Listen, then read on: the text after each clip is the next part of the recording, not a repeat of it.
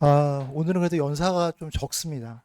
오늘 사실 오늘 설명의 메인은 고윤 쌤도 계시지만 오르 쌤이 처음 런칭하시는 거라서 섭외 제가 했는데 진짜 힘들었어요. 그래서 단순히 유명하거나 마감 강사라고 섭외한 건 아니고요. 미탐이 갖고 있는 교육관하고 되게 많이 일치하세요. 개념 되게 많이 강조하셨고 그냥 개념의 여왕이란 별명이 있으시잖아요.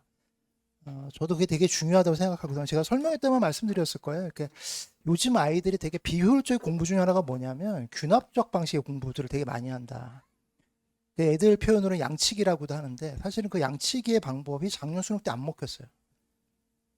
그러니까 소위 말하면 그 모의고사 갖고서 양을 엄청 늘려서 그걸로 뭔가를 해결하겠다고 하는 방식이 약간의 문제. 작년 수학 같은 경우 문제가 어렵지 않았거든요. 난이도는. 근데 실제로는 상당수 아이들이 어렵게 느꼈어요.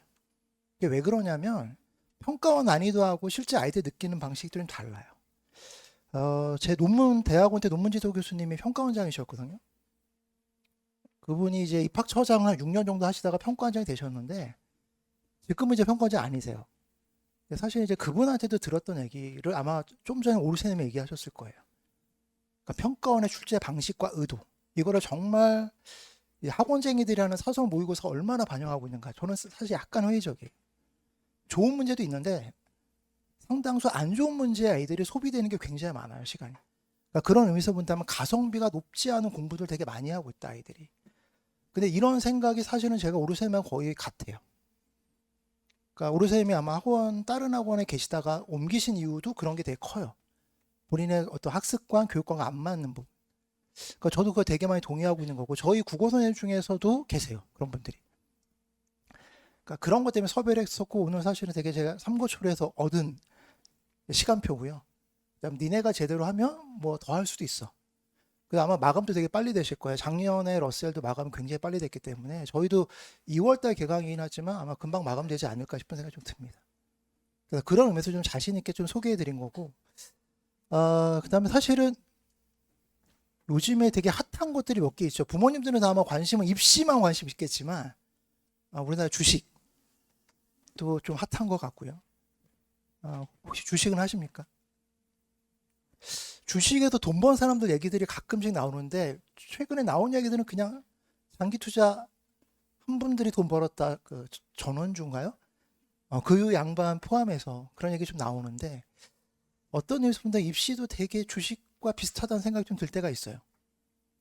대부분은 어떤 욕망을 향해 달려가는데 주식에서 돈 버는 사람은 극소수고 입시에서도 뭔가 성공을 거둔 사람들은 되게 극소수고 나머지들은 상당수가 들러리 서는 경우가 되게 많아요. 그러니까 그것들을 잘 어떻게 보면 현명한 투자자가 되시는 것처럼 현명한 어떻게 보면 입시 전략을 좀 세우셨으면 좋겠다는 생각이 좀 들고요. 그런 의미에서 제가 약간 발상전환 얘기를 한번 해드릴게요. 요즘에 AI라고 안 부르고 AGI라는 말들을 요즘에 또 쓰더라고요. 그러니까 제너럴에 들어가서.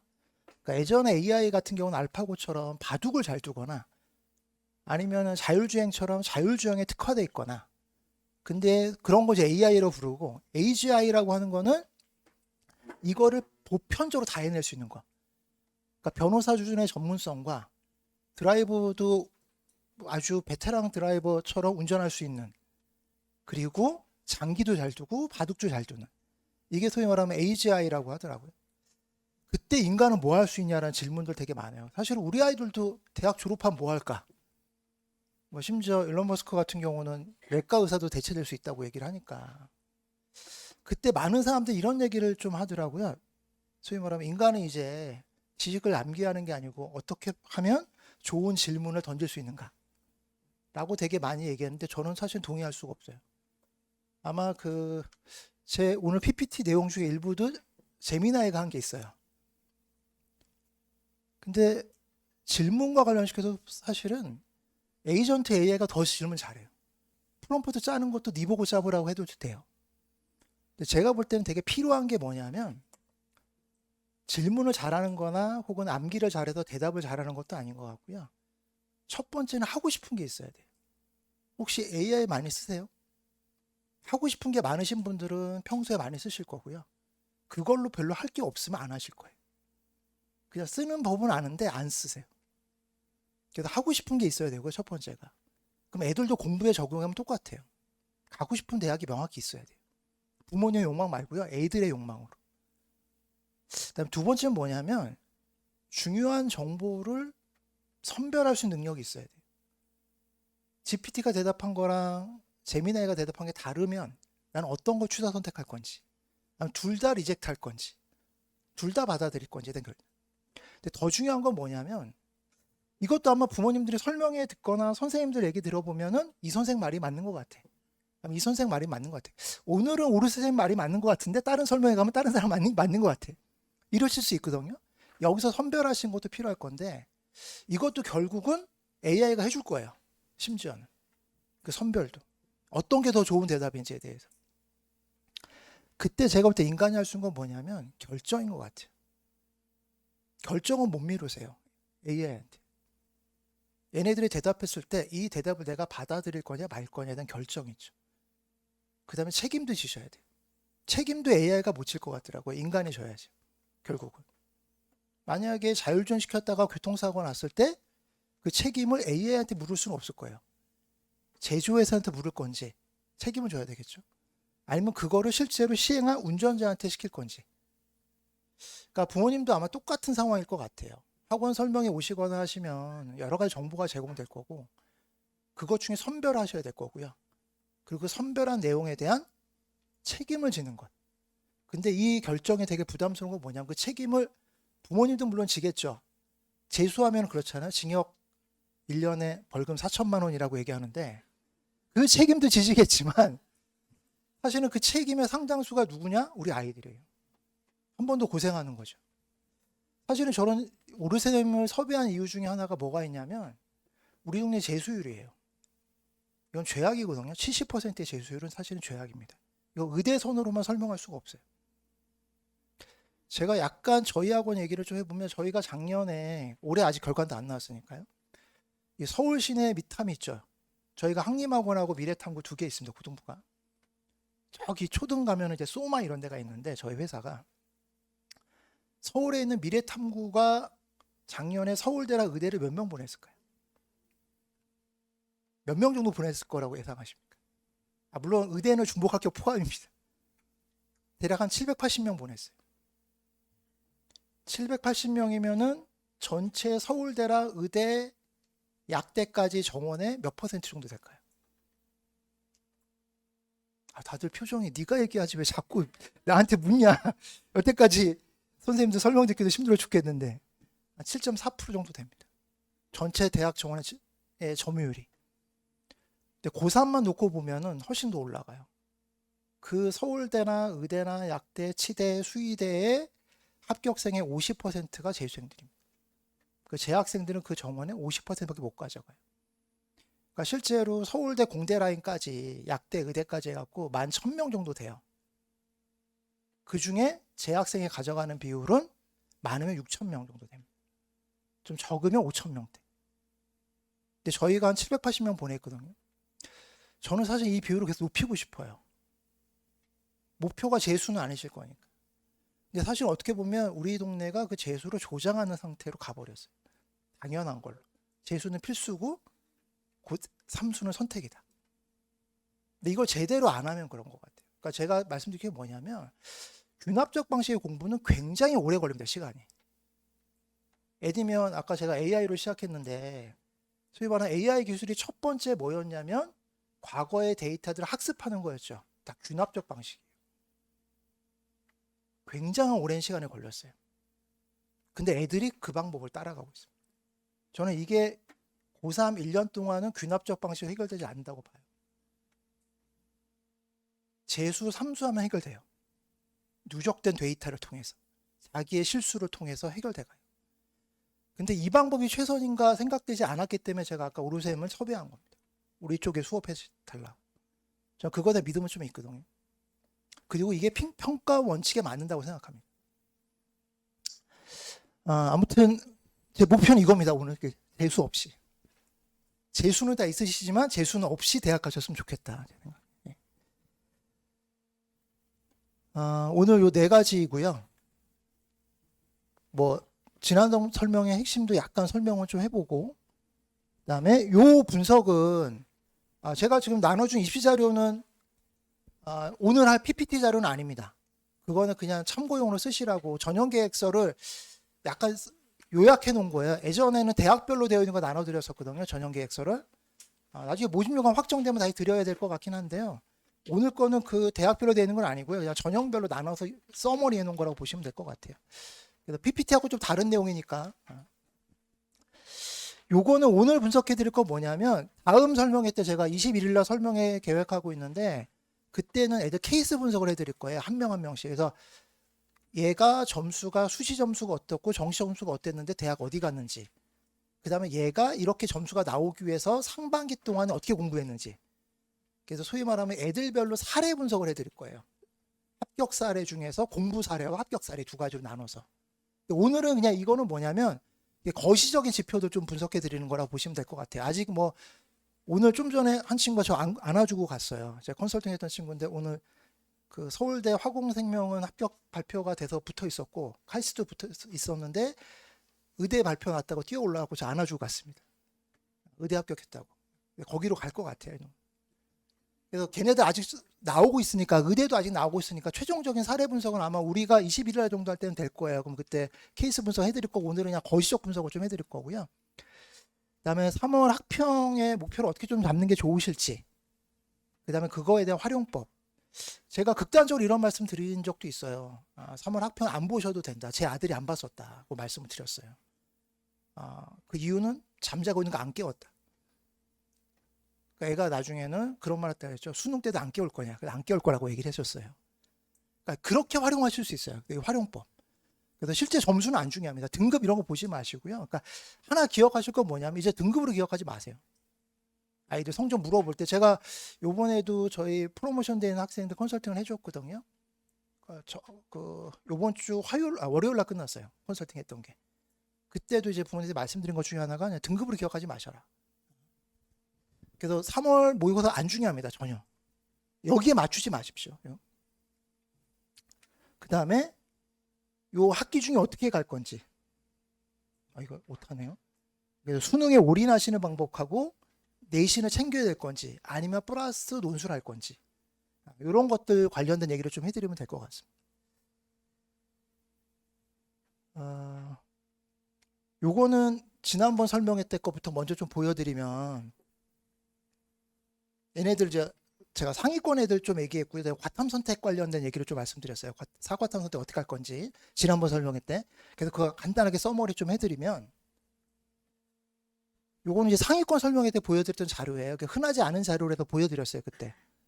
이게 뭐냐, 의대에 합격했던 학종 의대 합격했던 애들하고 불합격했던 애들 내신, 이게 보통은 다 뭐 어디가 사이트나 이런 데 보면은 학교로 나누어 있지 않아요. 일반고인지 자사고인지 과고인지 영재고인지 나눠져 있지 않아서 이게 좀 흔하지 않은 자료입니다. 학교별로 나눠져, 학교 유형별로 해서 일반고, 광역자사고, 전국자사고, 과고, 영재고, 불합격자들 내신.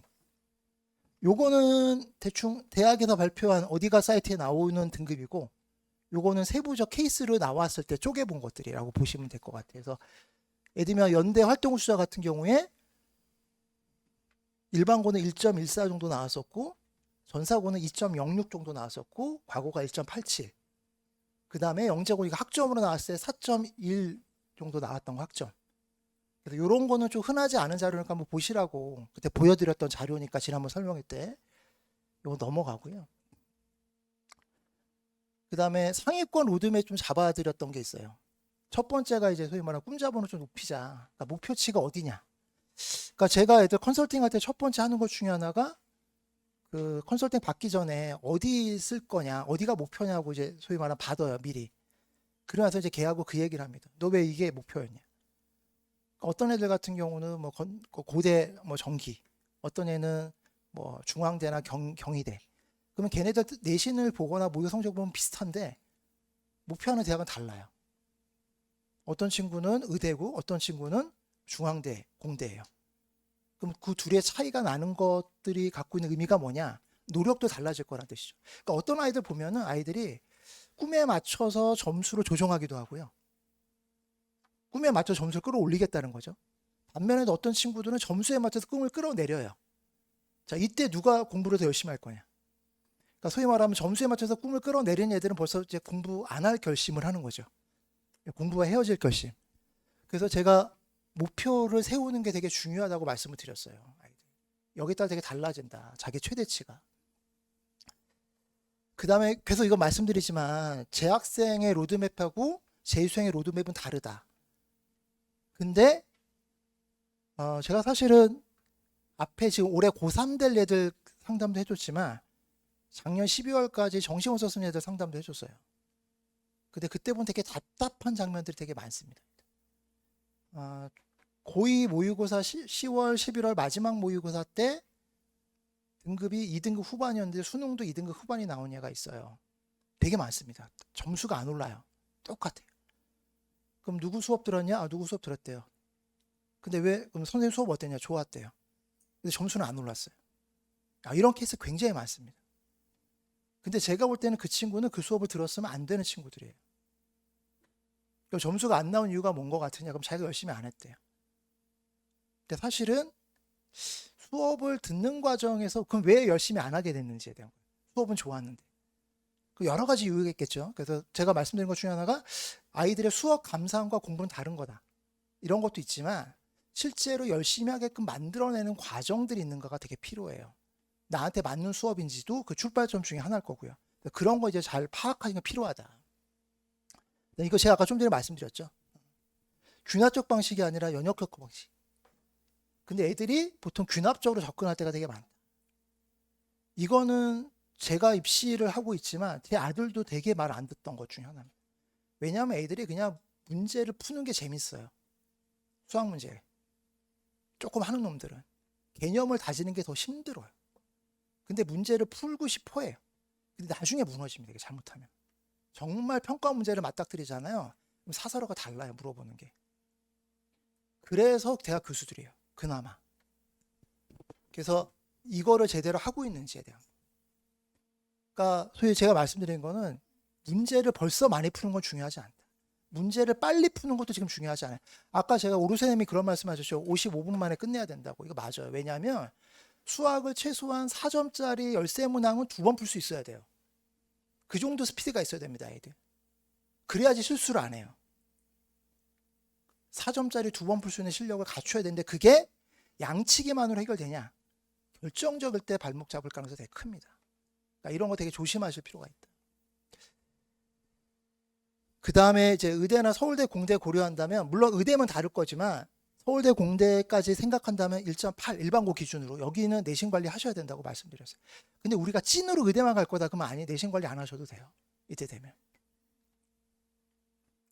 그 다음에 이게 말씀드렸죠. 두 개 다를 거다. 의대만 고려한다면 달라질 거다.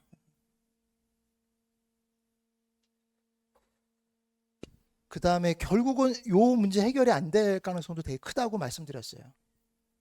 국어는 제가 이런 말씀 드렸습니다. 첫 번째 독해력을 테스트하는 것 중에 하나가 뭐라고 말씀드렸냐면 80분 동안에 국어 문제를 다 읽을 수 있는지. 이게 시간이 모자르다고 한다면 이 대책을 세우시라 그랬어요. 시간이 모자르다 우리 애가 그럼 어떻게 하셔야 되냐면 국어가 안 오를 수 있다고 생각하셔야 돼요. 이건 어떤 국어 선생님 수업을 들어도 마찬가지예요. 그러니까 제가 평가원에서 80분 동안에 24,000자에서 28,000자를 매년 낸다. 이게 독해력 측정하는 첫 번째 기준이다. 근데 우리 아이가 그 기준에 못 들어간다? 그럼 이건 빨리 안 넣을 수도 있어요. 반대로 근데 우리 아이가 틀리는 게 문법하고 고전이다. 그럼 성적이 올라갈 가능성이 있어요. 그러니까 이런 것도 따져보셔야 된다고 얘기를 드렸습니다. 그래서 이런 거 지난번 설명 때 말씀드렸고요. 그 다음에 과탐 선택과 관련시켜서는 그런 말씀 드렸어요. 그러니까 과탐 성적만 갖고 판단하시면 안 되고 첫 번째 기준은 수학이다. 수학이 잡혀 있으면 과탐하셔도 돼요. 과탐에 쓸 수 있는 시간이 나온다. 근데 수학이 안 잡혀 있으면 수학의 시간 쓰셔야 돼요. 과탐으로 승부를 못 보세요. 그래서 수학 실력이 과탐 선택 기준이라고 말씀드렸어요.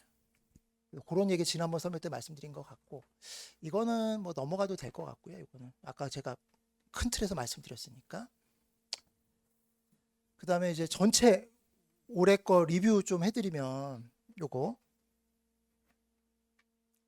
정과 만점자 5명이고 N수생 1명이고 재학생 4명이죠. 저는 이게 우연이 아닐 거라는 생각이 들어요.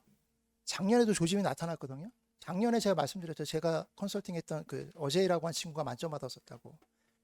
그때도 재학생 비율이 생각보다 높았어요. 근데 요번에는 재학생들이 압도했죠. 이거 저는 이게 운이 아니라고 생각해요. 사실은.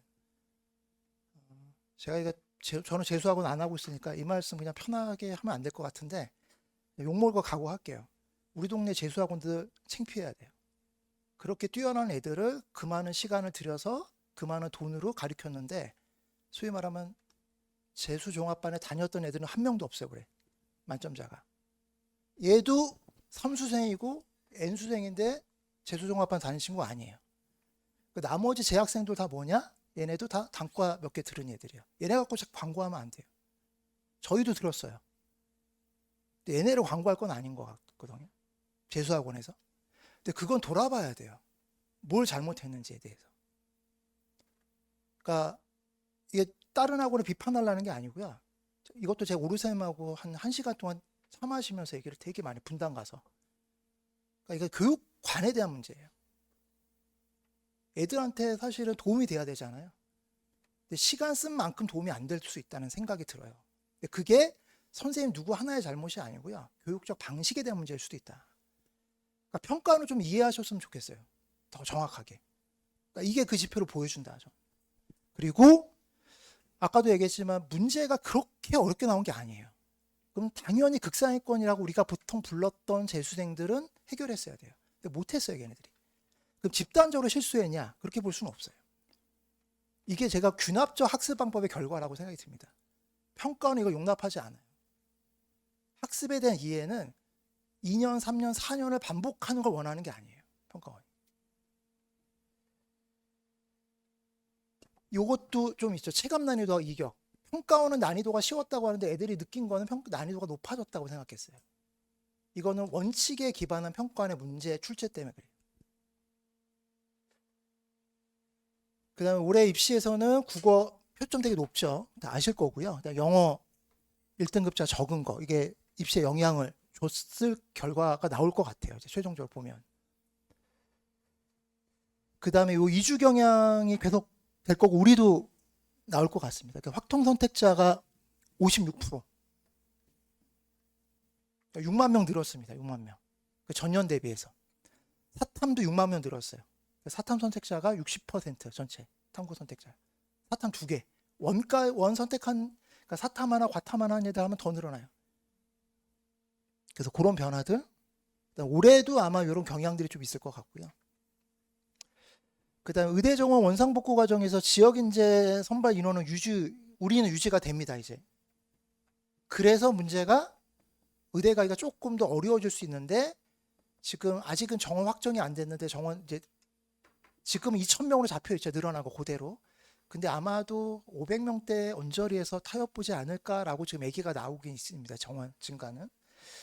그 다음에 지역의사제 도입도 지금 얘기가 되고 있죠. 요거는 선발 방식에 대한 문제는 아니고요. 나중에 의사 면허 딴 다음에 10년 동안 소위 말하는 그 특정한 지역에서 의사 면허 갖고 활동을 하거나 소위 말하는 인턴을 하거나 레지던트 하거나 이걸 해야 된다고 하는 조건들이 붙는 건데 이 지역의사제도 늘어난 정원에 포함될 가능성이 좀 있습니다. 근데 아무래도 커트라인은 조금 떨어질 거라고 예상하죠. 10년의 제한이 있기 때문에 영업장에 대한 제한들이 있으니까 의대 커트라인에서 요 소위 말하는 지역의사제에 해당되는 얘들은 소위 말하면 약간의 컷이 내려갈 거라고 예상은 해요. 도입된다면. 요 확정되는 거는 좀 길면 아마 제 생각에는 5월 모집료가 확정될 때까지 5월만 확정될 때까지 늘어질 수도 있을 것 같고요. 아마 요번에 2월 달에 발표하고 나면 명절 전에 발표한다고 했으니까 2월 달에 발표하고 나면 치열하게 이제 소위 말하면 사투를 하겠죠. 싸움을 할 거고. 그리고 그게 4월 전형계약서 말 나올 때쯤 아마 초안 나올 거고 5월까지 가야 될 수도 있을 것 같아요. 만약 길어진다고 한다면. 그 다음에 올해 입시 결과를 놓고 봤을 때 아직은 정시가 다 나오진 않아도 수시 거만 갖고 판단해도 정시 거 조금 예측해보면 일부 언론에서 첨단학과가 의대 수요를 조금 뺏어간 거 아니냐라고 분석하는데 그거는 어불성설인 것 같고요. 여전히 의대가 첨단학과를 압도했을 거라고 보여집니다. 정시조차도. 예. 우리가 보시면 될 것 같아요. 수시는 약간 튀는 애들이 있어요. 약간 그런 거에 약간 뭐라 그럴까 좀 바들이 있어서 이게 좀 튀는 게 있다.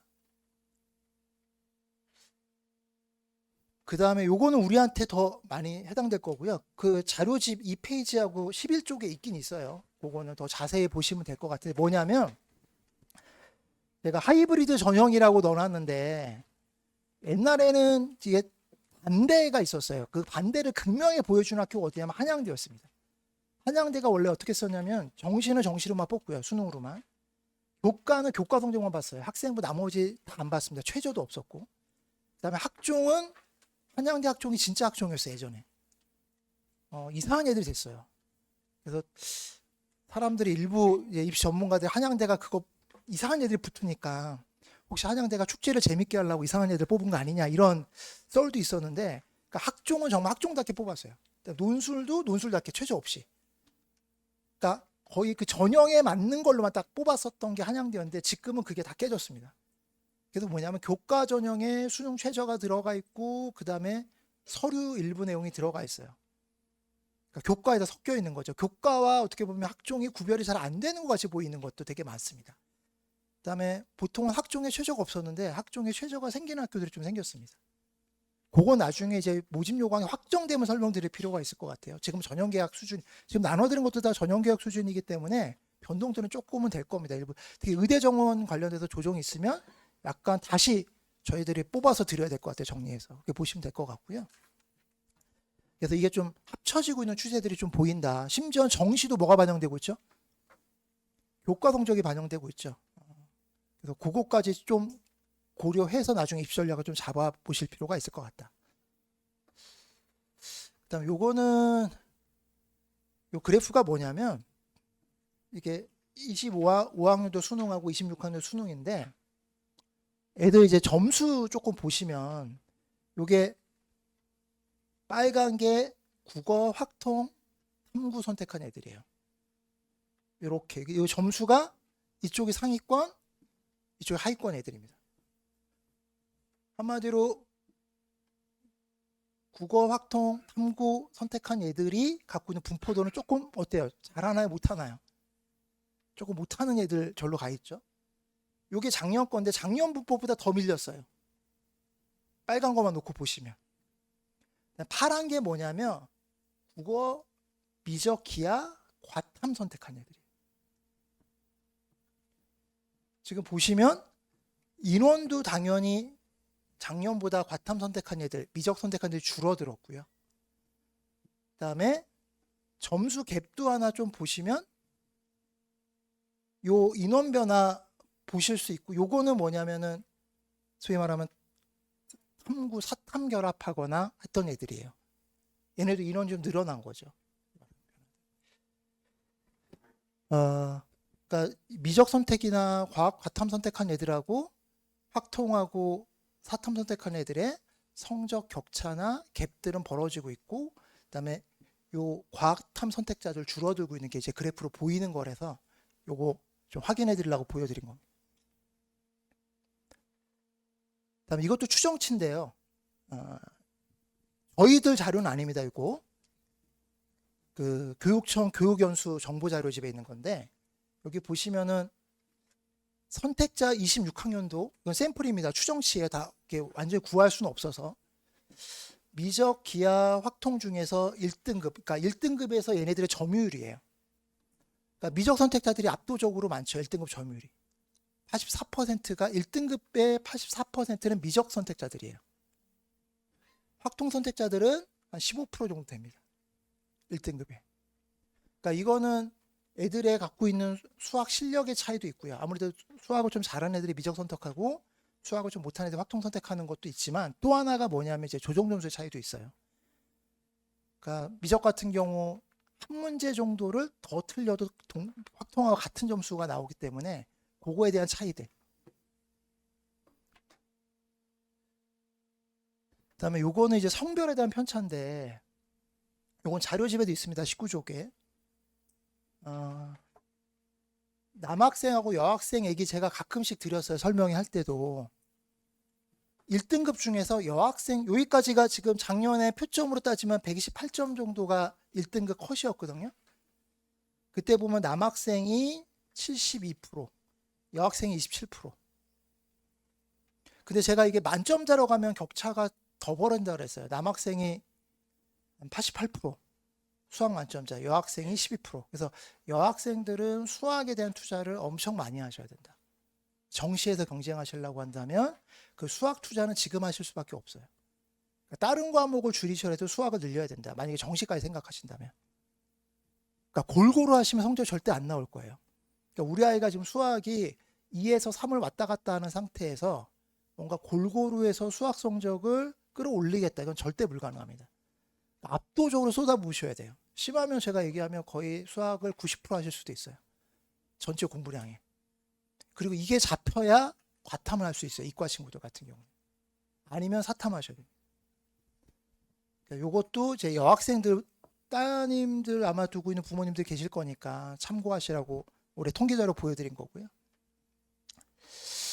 그다음 요거는 상관성 문제인데요. 이거 인과관계 문제는 아닙니다. 이 자료 보시면 이것도 20쪽에 있어요. 이거 잘 안 보시면 20쪽 자료 보시면 나와 있을 거예요. 요게 수학하고 국어 했을 때 여기 보시면 수학 1등급 애들이 국어 1등급, 국어 2등급, 국어 3등급까지 분포도예요. 그러니까 우리 아이가 수학을 맞으면 통계적으로 따지면 어떻다? 여기 보시면 요거 한 50, 실제 들어가는 게 한 80% 가까이. 그러니까 수학 1등급 맞는 애들은 80% 가까이는 3등급까지 나와준다라는 거예요. 물론 2등급까지 목표라고 한다면 실제로 한 60% 언저리, 60% 조금 안 되는데 60% 조금 안 되는 정도까지 2등급을 막아주. 이것도 제가 보여드린 이유가 뭐냐면 예측하고 예상해 보시라고 말씀드리는 거예요. 그러니까 우리 아이가 수학은 잘하는데 국어를 잘 못해. 그럼 통계적으로 우리 아이가 2등급 안에 들어갈 확률은 대충 한 60% 정도 되겠구나. 왜냐하면 제가 이제 통계를 보여드린 게 제가 이상한 통계 되게 많이 낸다고 말씀드렸어요. 어머님들 설명회 참여 횟수와 아이들의 대학 진학의 상관성 이런 것도 통계를 내보고 정말 많이 냈습니다. 그런 거 상관성 되게 높게 나온다고 말씀드렸어요. 그 다음에 또 하나 뭐 예전에 냈던 통계들 중에서는 애들 고등학교 입학까지 수학 선행이 어디까지 되냐에 성적이 제일 많이 잘 나왔나. 어디까지일 것 같으세요? 수2까지예요. 오히려 미적2까지 하면 떨어져요, 성적이. 그 왜 그러냐면 미적2까지 간 애들 중에서 번아웃 온 애도 되게 많고요. 그다음에 제대로 소화 안 된 상태의 미적2까지 하고 올라오면 오히려 역효과 나는 경우가 되게 많습니다. 그러니까 점수는 비슷하게 나와요. 수2까지 한 애들하고 미적2까지 나온 애들이 통계 돌려보면. 근데 미적2에서는 탈락생도 높아요. 선행을 미적2까지 뽑은 애들은 탈락생도 굉장히 높습니다. 생각보다. 근데 수2까지 한 애들은 탈락생이 적어요. 그러니까 자기들이 소화하는 범위까지 진도로 뽑아본 거고 미적2까지는 소화 못하는 데까지 너무 많이 나간 애들도 있어요. 그러니까 이런 것도 통계 내봅니다. 그래서 이것도 그냥 예측해 보시라고. 막연히, 왜냐하면 통계적인 정상 범위로 많이 수렴할 가능성이 커요. 반면에 국어 갖고 측정해 볼 수도 있어요. 이렇게 상관성은 되게 적죠. 국어 1등급인 얘가 수학을 2등급까지 방어하기 위해서는 사실은 수학의 경우하고는 조금 다르게 약간 10% 정도 적은 비율을 가지고 있어요. 물론 상위권 애들이니까 여기 다 몰려 있긴 하지만 좀 다르다. 그러니까 그렇게 이런 차이도 한번 확인해 보실 필요 있을 것 같아서.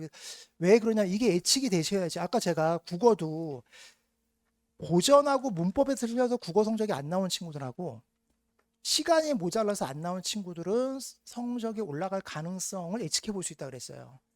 이래야지 대비를 하실 수 있어요.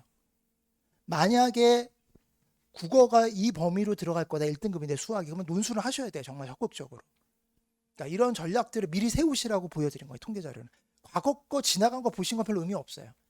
근데 그게 우리 아이가 만약에 똑같은 통계적 범위로 움직일 때는 어떻게 될 거고, 그러면 뭘 해줘야 될까? 미리 이렇게 대비를 하시라고 말씀을 드리는 거고요.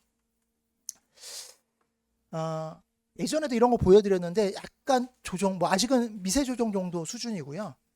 그러니까 그냥 배치표라고 보시면 될 것 같아요. 올해 입시 결과 갖고서 배치표 잡아본 거고, 대충 요 정도 내신대에서 상위권 내신들이 대충 결정 난다고 보시면 될 것 같아요. 그래서 제일 낮은 게 고대 학종 정도가 되겠죠. 요거는 고대 계적이라고 보시면 될 것 같고, 요보다 좀 더 내려가기도 하는데 요거는 고대 학업우수라고 보시면 될 것 같고, 그 범위 내에서 움직이고 있다. 즉 올해도 큰 변화는 없었다고 보시면 될 것 같아요. 그 다음에 요거 정시 누백으로 봤을 때 등수라고 보시면 될 것 같아요. 크게 약대 아직은 정시 다 안 나와서 못 잡겠는데 조금 더 밀릴 수도 있을 것 같아요. 그래서 제가 요거 설명하거나 할 때 많이 말씀드린 게 약대는 수시로 가시는 것보다는 정시로 가는 게 좀 더 수월할 수 있다. 그런 말씀 드려요. 그러니까 레인지가 되게 넓어요. 약대끼리. 이 앞에 중대 약대나 뭐 서울대 약대에 들어가 있겠죠. 숙대 약대나. 여기 이제 지방권 약대들 들어가 있을 겁니다. 그래서 그 라인에서 움직이고 있다고 보시면 될 것 같고요. 물론 우리가 이거 그대로 적용 안 될 수도 있어요. 왜냐하면 이제 우리 때 의대 정원이 늘어나면 약간 미세 조정은 있을 겁니다. 큰 변화는 아니겠지만 약간 조정은 있을 것 같고. 그다음에 이거는 그냥 재미삼아 보시는 거죠. 매년 발표되는 거니까. 서울대 많이 보낸 고등학교 순위 이런 거 이제 찾아보시면 다 있어요. 뭐 심각하게 보실 건 없는데 대신 이거 보실 때 주의사항 하나 말씀드리려고. 이게 모든 고등학교 다 들어가 있는 거 아닙니다. 이게 공개 안 한 학교들이 있어요. 요즘은 우리 동네 대표적으로는 소위 말하면 경기고. 그래서 사립고 아닌 데들은 공개 안 하기도 하고요. 그 다음에 과거 영재고 애들이 없어요. 서울 가고 이런 거 스코어 없는 거니까 이걸로만 랭킹 보시면 안 되는 거. 대신 이거 갖고 이제 뭘 하실 거냐면 우리 학 애들이 다니는 고등학교 일단 찾으세요. 찾은 다음에 이것도 통계로 쓰시면 돼요. 이거 랭킹이 중요한 게 아니고요. 이제 뭐 하실 거냐면 이렇게 보시면 돼요. 우리 학교에 서울대 10명 갔어요. 만약에.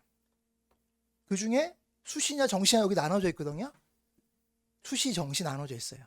그래서 여기 26학년도에 수시 정시 이렇게 나눠져 있어요. 이렇게 나눠져 있는데 만약에 이렇게 나눠져 있으면 10명 중에서 수시로 6명, 정시로 4명이다.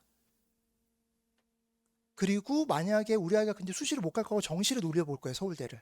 4명이 4등 안에 들어야 돼. 우리 학교 모의고사에. 근데 그 중에 재학생이 3명이에요. 재수생이 1명이고. 그럼 우리 아이가 학교 모의고사로 몇 등 나와야 되는 거죠? 3등 나와야 서울대를 정시로 통계적으로 가는 거예요. 그러니까 이것도 그냥 예측해 보시는 거예요. 우리 학교 등수 찾아서. 그러니까 이런 게 중요한 건 아니고 우리 학교를 찾는 게 중요해요. 찾아보시고 우리 아이가 어느 정도까지 근자감인지를 확인하시는 거예요. 엄마 나 정시로 오니까 서울대 정시로 갈 수 있어. 근데 3월 모의고사 보거나 이렇게 교육청 거 보면 학교 등수도 나오잖아요. 그걸 보세요. 그냥 학교 등수로. 거기서 등급 이런 거 보지 말고요. 우리 학교에서 모의고사 6등이에요. 그럼 아직은 좀 머네. 이렇게 생각하셔야 됩니다. 왜냐하면 전교 3등과 전교 6등은 학교에서는 한 3등 차이지만 전국적으로 몇 등 차이예요. 전국에 1800개 고등학교가 있으니까 1800 곱하기 3 해야 되겠죠. 그럼 등수가 그만큼 떨어져 있는 거예요. 그러니까 그렇게 통계로 활용할 거예요. 제가 오늘 보여드린 건 뭐냐. 아까 거시적 분석이라고 말씀드렸는데 그냥 통계예요. 통계로 보여드리고 다음 설명회 21일 날 설명회 때는 미시적 분석을 해드릴 거예요. 케이스별로 어땠는지 보여드릴 거니까 그래서 이것도 통계로 참조하셔라. 근데 제가 여기 계신 분들이 어떤 고등학교인지 다 모르니까 검색하면 금방 나오세요. 가급적이면 올해 것만 보지 마시고 한 3개년치 평균을 보세요. 그래서 3개년치 평균. 의대 거는 조금 정확하지 않습니다. 왜냐하면 의대는 중복 합격자가 있기 때문에 정확히 알 수 없어요. 이 서울대는 중복 합격자가 없습니다. 딱 하나밖에 못 붙기 때문에 서울대 값걸로 통계적인 걸 계산해 보시면 그냥 편할 거다. 우리. 물론 이게 서울대가 안 되면 그 밑에 것도 하셔도 되죠. 연고대까지 몇 명 우리 학교에서 더 내릴 수 있어요. 서성한 때까지 몇 명. 이런 걸로 자료 내시면 될 것 같고. 그래서 학교 나중에 상담 가시면 그런 거 보여주세요. 보통 대부분의 학교에서 엑셀로 정리해 놓고서 선배들이 3년치 선배가 어디 갔는지 몇 등, 내신이 몇 등급이었던 선배가 수시로 어디 갔는지 정시로 어디까지 성적이 나왔는지 이거 보여주세요. 그러니까 그거 미리 보기 전에 스스로 계산할 수 있는 거라고 보시면 될 것 같아요. 그다음에 이거는 그냥 뭐 만점자애들 이거 아직은 표점 보시면 어떤 의미인지 잘 모르실 거예요. 모르실 것 같고요. 보여드릴 거 이거였어요. 이거 아까 삼수생. 그러니까 전략을 되게 잘 잡고 제가 아까 말씀드린 재수학원들도 계획을 잘 짜야 된다. 애들 아까운 시간 낭비 안 하려면 정말로 계획 잘 짜야 된다. 그다음 요것도 재학생 비율 변화인데 이거는 사실은 뭐 큰 의미를 언론에서는 큰 의미를 부여하는데 큰 의미를 부여할 건 아닌 것 같아요. 여기 보시면은 그래도 지금 낮을 때 한 37% 정도 옛날에는 막 50% 이랬다가 37% 정도 됐다가 40%대로 다시 회복했거든요. 큰 의미 있는 변화는 아니고 그냥 아마 재수생들이 의대에 가고 서울대 등록을 안 해서 그 결과라고 보시면 될 것 같아요. 그래서 이걸 뭐 크게 의미 부여할 건 아닌 것 같고요. 그다음에 이것도 고교 유형은 넘어가도 될 것 같고 얘네 어떻게 볼 거냐를 조금 말씀드려 볼게요. 압축적으로. 일단 아이들 되게 중요한 게 이거는 뭐 저희만이 아니고 다른 데도 컨설팅을 받아보신 게 좋으세요. 대신 이 컨설팅을 정말 제대로 받으셔야 돼요. 제가 좀 걱정되는 것 중에 하나는 저도 입시를 20년 넘게 했지만 자기 얼굴에 침 뱉는 겁니다. 믿을 수 있는 컨설턴트가 생각보다 적습니다. 그러니까 원서 쓰거나 소위 말하면 이런 건 얘기해 줄 수 있어요. 컨설턴트들이. 근데 애가 어떻게 공부해 가야 되는지에 대한 컨설팅을 받는 건 되게 어려우세요. 컨설팅 혹시 받아보셨던 분들 한번 생각해 보세요. 얘가 이 점수로 어떨 거고 그 다음에 어디까지 쓸 수 있고요. 그 다음에 그러기 위해서는 뭐 논술을 들어야 돼 말아야 돼 정도까지는 얘기해 줄 수 있는데 얘가 어떻게 공부를 만들어 가야 되는지 어떻게 공부하고 계획해야 되는지에 대한 컨설팅을 받는 건 되게 어려우실 겁니다. 그래서 이거는 과목별 선생님하고도 친해지신 게 필요하시고요. 이 과목에 대해서도. 그래서 되게 촘촘하게 계획을 세우셔야 돼요. 그러니까 예를 들면 이런 거죠. 아까 수학 같은 경우도 오르쌤이 얘기하셨잖아요. 그러니까 아이들이 알고 있어야 돼요. 저희 오르쌤 거는 아마 유튜브에 공개할 겁니다. 오늘 설명했던 거 다시 보시고 아이들도 같이 보셔도 돼요. 그래서 이거 먼저 내가 어떻게 나를 아는 게 되게 필요합니다. 위치도 알아야 되고요. 객관적 위치도. 그다음 내가 어떤 습관을 갖고 있는지. 애들 중에 되게 답답한 것 중에 하나가 뭐냐면 심지어 제가 이렇게 오르 선생님 포함해서 이 선생님 수업을 듣는 걸 자랑으로 생각하는 애들이 있어요. 뭐 이 선생님뿐만 아니고 뭐 김범준 선생님 수업을 듣는 거, 임동욱 선생님 수업을 듣는 거. 애들은 강경원 선생님 수업을 듣는 게 자기 레벨이라고 생각해요. 절대 아니거든요. 그러니까 그런 걸 객관적으로 알려주는 과정이 되게 필요하십니다. 사실은. 근데 그게 부모님만 얘기해서는 안 먹힐 거예요. 그러니까 그걸 얘기해 줄 사람을 반드시 구하시는 게 필요하다. 그 다음에 이건 아이들 목표 잘 세우셔야 됩니다. 어디를 목표로 할 거냐. 거기에 따라 전략에 바뀌세요. 첫 번째로는. 제가 이중적이라 써놨는데 첫 번째 전략에 바뀌는 거 우리가 내신이 1.8인데 의대만 갈 거예요. 목표를. 그럼 내신은 안 하셔도 돼요. 심하게 말씀드리면. 극단적으로 말씀드리면. 근데 만약에 우리가 내신 1.8인데 서울대까지 생각해요. 그럼 내신 하셔야 돼요. 그러니까 목표에 따라서 전략이 바뀝니다. 목표 없이 소위 말하면 그냥 상황에 맞게 대응하겠다고 하시면 안 돼요. 그러니까 목표를 명확히 세우셨으면 좋겠다.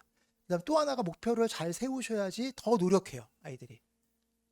보통 애들이 어떤 성향이 있냐면 특히 아들놈들은 친구들 우정이 되게 중요해요. 그래서 친구 수준에 맞춰서 목표를 잡습니다.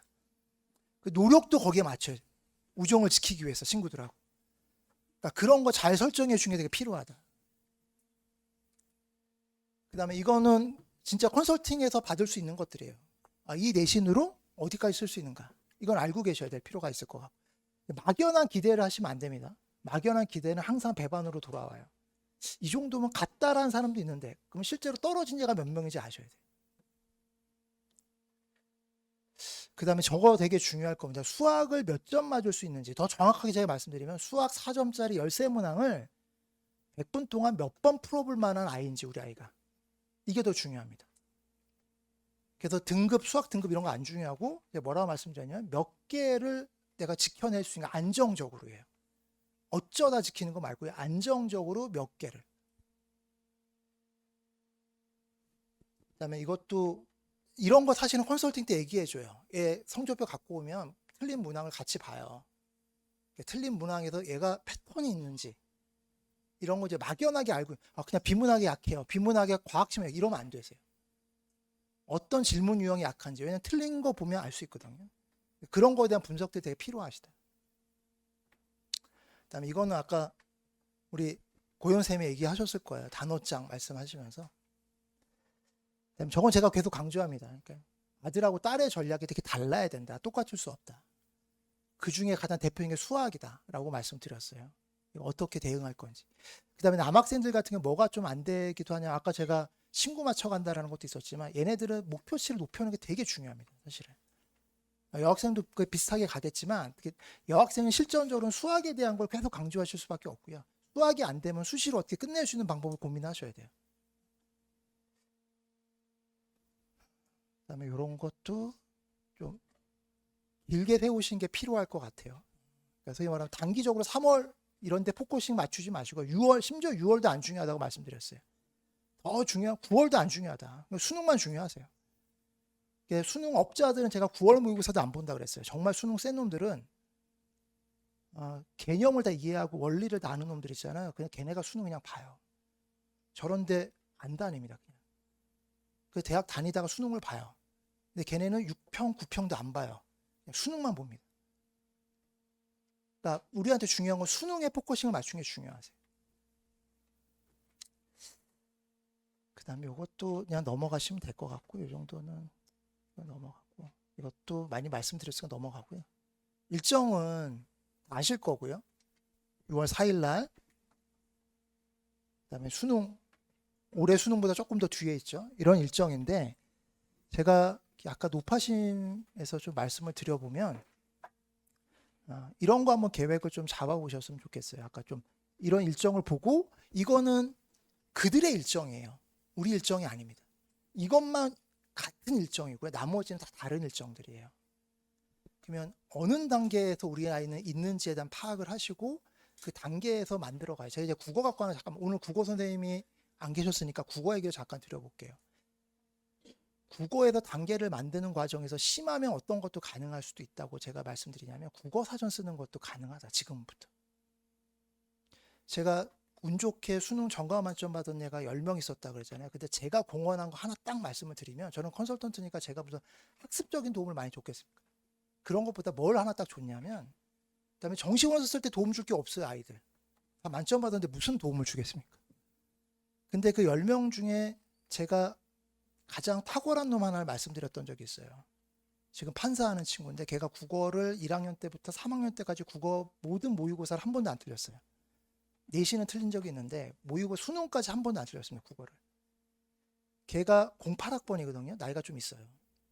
걔 만난 이후에 그 다음에 수능 만점자들이 나왔어요. 저한테 2014학년도부터가 나왔어요. 만점자. 제가 컨설팅한 애들 중에서. 걔 컨설팅하면서 걔 국어법을 걔네들한테 설명을 했어요. 근데 그 컨설팅했던 시점이 되게 빨랐던 친구도 있고요. 1학년 때 만날 친구도 있고 좀 늦었던 친구는 거의 6평 때 만났던 친구도 있어요. 근데 걔네들한테 다 국어에 대한 방법들을 다 설명해 줬어요. 그리고 애들이 나중에 끝나고 나서 너한테 제일 도움받은 거 그거였어 라고 얘기를 하더라고요. 제가 우리 스케줄 얘기를 잠깐 말씀해서 얘기하면 걔가 어떻게 국어 공부를 했냐 지금도 가능하세요. 물론 선생님들의 커리를 따라가고 하지만 이걸 하면은 점수 나올 거예요. 애들한테 그런 거 물어보세요. 집에 그럼 싸울까요 아이들하고? 제 아이하고는 다르겠죠. 엄마나 아빠 말 잘 듣겠죠 아이들이? 아니세요? 저는 제 아들 성적표를 본 적이 없어요. 1학년 때는. 3학년 돼서 보여주기 시작했는데 그 공부를 지금 제 아들한테도 한 말입니다. 걔가 공부를 어떻게 하냐? 혹시 아이들한테 물어보세요. 작년 10월에 봤던 모의고사 국어 지문이 기억이 나니? 그럼 애들 지문이 다 안 날 거예요. 기억이 안 날 거예요. 근데 애들이 좋아하는 쇼츠나 웹툰이나 이런 것 등에 몇 년 전에 봤던 것도 기억나는 게 있을 거예요. 근데 집중은 뭘 더 많이 했을까요? 모의고사 볼 때 훨씬 집중했겠죠. 아니면 내신 공부할 때. 근데 그렇게 집중했는데 나중에 끝나고 나면 다 생각이 휘발돼서 없어져요. 왜 그럴까요? 그게 그 친구 말에 의하면 읽지 않은 거래요. 집중해서 읽었는데 사실 읽지 않은 거라고. 걔는 글을 어떻게 읽냐면요. 그 웹툰 같이 읽어요. 그게 읽는 거예요. 궁금해해요, 글을. 걔는 정답에 관심이 없고요. 글을 궁금해합니다. 그래서 첫 단락을 읽죠. 그럼 두 번째 단락을 어떻게 하냐? 만약에 첫 단락이 경험론과 합리론에 관련된 지문이 나왔어요. 그 개념을 설명해요. 대표적인 애들하고. 그럼 그 다음 단락에 뭐가 나올까? 최소한 이건 하겠죠. 경험론과 합리론의 갈등과 대립이 나올 거예요. 이렇게 예측해요. 이게 마치 부모님도 그런 경험 하셨을 거예요. 드라마 재밌는 거 보면 어떠세요? K드라마 엔딩 보면 어때요? 미칠 것 같죠, 우리? 그 다음에 무슨 내용이 나올까? 이게 독해예요. 이게 원칙입니다, 사실은 글이.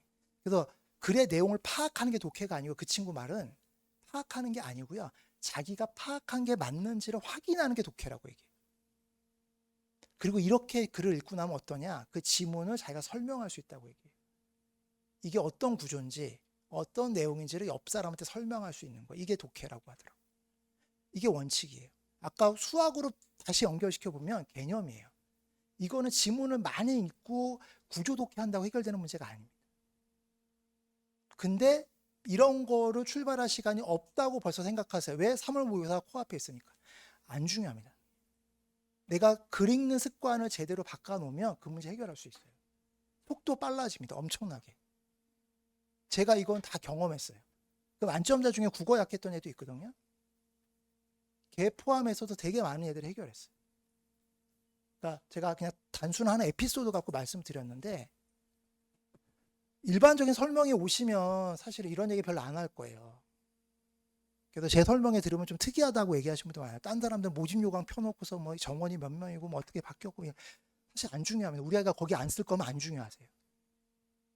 그러니까 우리 아이가 어떻게 공부할 것인가 지금 훨씬 중요하세요. 어떤 상태로 어떤 마음가짐으로. 그래서 이 스케줄은 얘만 기억하시면 돼요. 제가 보여드릴 이유가. 나머지는 안 중요하다. 사실은 극단적으로 말씀드리면. 그 다음에 요거는 뭐냐면 가끔씩 막연한 기대하시는 건 안 된다고 제가 냉혹한 얘기를 좀 해드리려고 그래요. 이게 3월 모의고사예요. 3학년 때 3월 모의고사.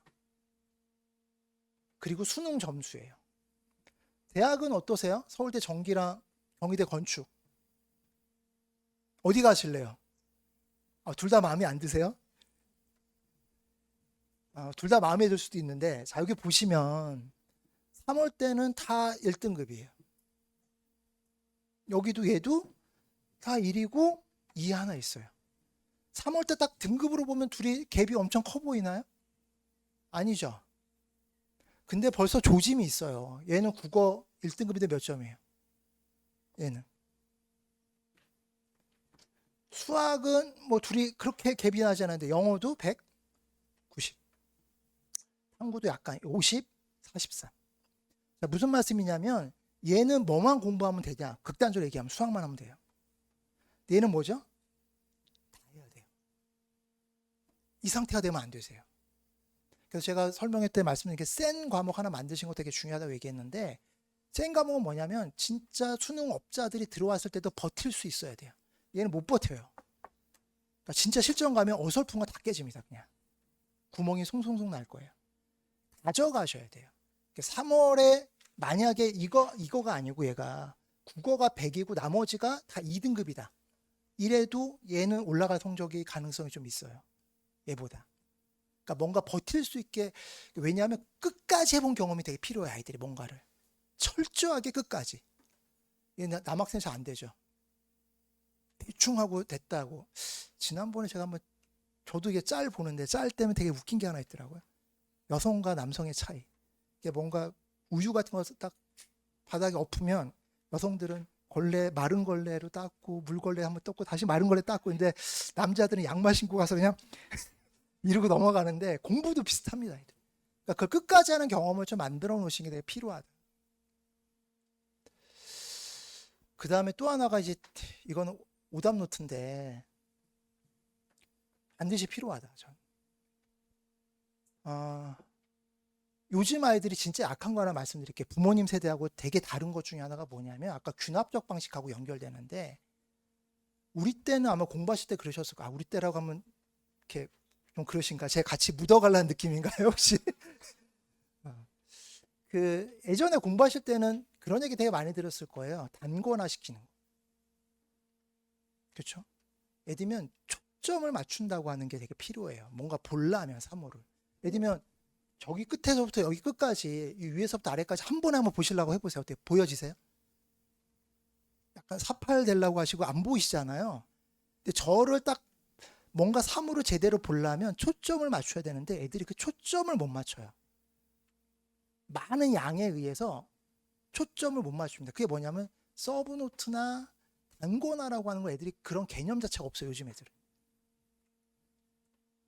그런 단권화와 오답 노트 같은 게 필요합니다. 근데 이렇게 이쁘게 만들 필요는 없어요. 그냥 밑줄 쭉쭉 끈 거라도 틀린 걸 계속 반복해서 볼 수 있어야 돼요. 왜냐하면 거기 약한 부분이 있고 자기가 개념이 완성되지 않은 걸 알려주는 부분이 있기 때문에 그거에 대한 확인은 필요할 거다. 그 다음에 이것도 그냥 넘어가고요. 요거는 제가 자주 보여드린 표예요. 근데 내용이 계속 바뀌는데 설명을 잠깐 드리고 다시 들어갈게요. 거의 끝났습니다. 거의 마무리. 일로 갈수록 소위 말하면 내신이 좋은 애들이에요. 일로 갈수록 요게 내신 1등급, 2등급, 3등급 이래가 보시면 되고, 요게 수능 1등급, 2등급, 3등급. 얘는 수능도 잘하고 내신도 잘하고, 얘는 내신만 좋고 수능은 좀 못하고, 얘는 내신은 못하는데 수능은 좀 잘 나오고, 이런 애들이에요. 그러니까 우리 아이가 어느 권역에 들어있는지 보셔야 되겠죠. 어느 권역에. 근데 그때 제가 이거를 보여드린 게 뭐냐면 이것 때문에 그래요. 요 권역에 들어간 애들 있죠. 주로 내신이 좀 센 애들이에요. 대신 수능은 조금 덜 나올 수도 있는 애들입니다. 얘네들은 결국 학생부랑 교과 전형을 쓸 거예요. 그럼 거기에 대한 대비를 하는 게 맞으세요. 이 권역에 들어. 다시 보여드릴게요. 이 권역입니다. 이 권역. 예를 들면 얘가 아까 말씀드렸죠. 내신은 1등급 때인데 모의고사는 3등급 나오는 애예요. 얘 같은 경우는 내신이 한 2등급 나오는데 모의고사 4등급 나오는 애입니다. 7번. 그러니까 얘네들은 거의 교과나 학생부로 가는 게 유리한 애들이고요. 그럼 거기에 맞춘 대응이 필요하실 거고. 여기는 뭐냐 반대로. 이게 우리 동네 애들이 많아요. 모의고사는 좀 나오는데 수능이 안 나와, 내신은 안 나온 애들이에요. 이런 애들 같은 경우는 모의고사는 여기 1등급 때 나오는데 내신은 3등급 나오는 거예요. 8번이. 8구역에 들어간 애들이. 이거는 다 뭐냐 거의 수능하고 정시하고 논술일 겁니다. 자, 그러면 이제 어떻게 대비할 거냐. 얘네마다 다르겠죠. 이제 제가 지금 오늘 보여드리는 게 학기 중에 어떻게 대비할 거냐 설명 드리는 거니까. 요 권역에 있는 애들. 얘는 내신 관리가 1순위예요. 내신 관리하는 거. 소위 말하는 휴강도 길 수도 있겠죠. 선생님들 수업 듣는 것 중에서 수능 수업도 휴강도 길게 가셔야 될 수도 있고요. 그리고 뭐가 되게 필요하냐. 수능을 얘가 내신 관리하면서 실무로 달리고 막 이러고 있으면 안 돼요. 얘는 정말 개념이 중요한 애들이에요. 얘는 진짜 정시 언제부터 할 거냐. 여름부터 가도 돼요. 내신으로 근데 내신으로 공부한 애들이 수능이 왜 약하냐면 내신의 원리와 수능의 방식들이 막연하게 다르다는 걸 알고 계신데 되게 큰 차이들이 좀 있어요. 범위의 차이도 되게 크고요. 사실은 내신 범위는 되게 작은데 수능 범위 넓잖아요. 그 범위의 차이도 존재하고 그 다음에 굳이 얘기하면 스킬로 본다면은 수능은 소위 말하면 예습이 중요한다면 내신은 복습이 중요하죠. 출제자와 수업한 놈이라고 하면 안 되죠. 분이 같으니까 내신은. 그러니까 다를 거예요. 그래서 뭐냐면 개념을 다시 확인해 봐야 돼요. 얘네들은. 이런 애들이 실무 달릴 필요 없고요. 제가 수능 정말 만점 받았던 친구죠. 걔가 내신도 좋았어요. 사실은. 그 제이라고 하는 친구가 자사고였는데 1.27인가 그래서 서울대 1단계 통과했어요. 서울대 재료공학인가 썼는데 1단계 통과했는데 나중에 면접 보러 안 갔죠. 걔는 실무를 여름 기말 다 끝나고 8월부터 시작했어요. 실무 시작한 걸. 근데 수능 만점 나왔어요. 그러니까 그 빨리 들어가는 게 급하지 않다. 반면에 이제 얘네들 있죠. 이쪽에 있는 애들. 얘네들은 그 소위 말하면 베이스 캠프라고 제가 넣어놓은 건 뭐냐면 한 과목 정도가 세게 만들어 놓으셔야 돼요. 1학기가 끝나기 전까지 정말 센 한 과목. 누가 때려 죽여도 1등급이 나오는 거예요. 그게 수학이면 가장 좋겠고 국어면 그 다음에 좋아요. 그 다음에 영어일 수도 있고. 그리고 이거를 만들어냈잖아요. 재수행에 들어왔는데 수학을 만약에 28개를 막았다. 틀린 오답 개수로. 그러면 얘는 뭐냐면 나머지 과목 할 수 있는 시간이 나와요. 한 과목에 그 정도로 압도적으로 잘하게 되면 나머지 과목 할 수 있는 시간을 벌 수 있습니다. 근데 이도저도 아닌 거. 아까 우리가 봤죠. 그 경희대 건축관 치고 다 골고루 그만하게 되면 시간을 집중 투자할 수가 없어요. 특정 과목들에. 그 다음에 얘는 불가피해요. 그냥 논술을 하셔야 됩니다. 그냥. 남들 내신할 때 논술한다고 생각해야 돼요. 그래서 그런 전략들을 갖고 지금 제가 뭐 학생들마다 보여드리지 못했지만 크게 범주화시키면 딱 두 가지 범주로 나눌 수 있다, 우리 아이들을. 이쪽 할 아이들과 이쪽 할 아이들. 이쪽에 있는 애들이 이거 하고 있으면 안 되고요. 반면에 이쪽에 애들이 이거 하고 있으면 안 된다. 그래서 그거를 좀 전략을 잡고 학기 중을 잘 대비하시면 될 것 같다는 생각이 들고요. 그 다음에 다음 설명회 때 제가 말씀드릴게요. 아까 말씀드렸잖아요. 케이스를 더 이제 총론을 보신 거예요. 그래서 21일 설명회 할 때는 강론으로 들어가서 개별 케이스들을 보여드릴 거예요. 어떻게 공부하고 있는지, 그다음에 이게 성과가 있었던 공부법과 오늘 제가 잠깐 보여드렸어요. 국어 관련돼서 이것들을 다른 과목까지 확장해서 좀 설명을 좀 해드리겠습니다. 예, 오늘 이걸로 마무리 짓도록 명절에 잘 살아남기 바라겠습니다. 명절 잘 보내십시오. 감사합니다.